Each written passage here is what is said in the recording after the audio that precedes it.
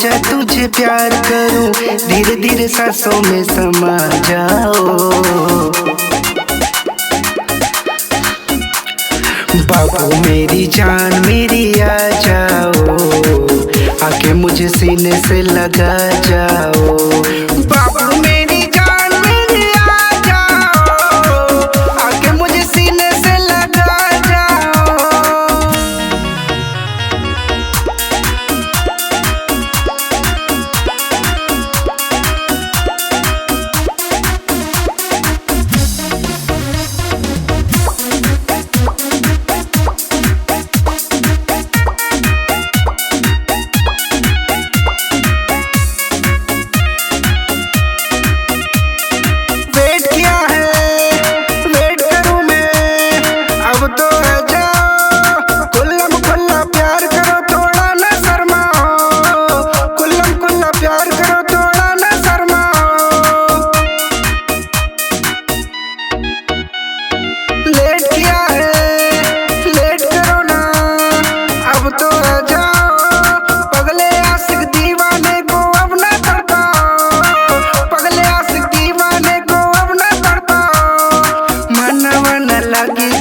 तू ही बोला कैसे रही कमन तो आइडिया बता जाओ।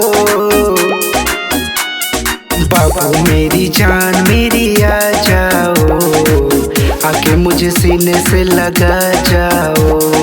बाबू मेरी जान मेरी आ जाओ, आके मुझे सीने से लगा जाओ।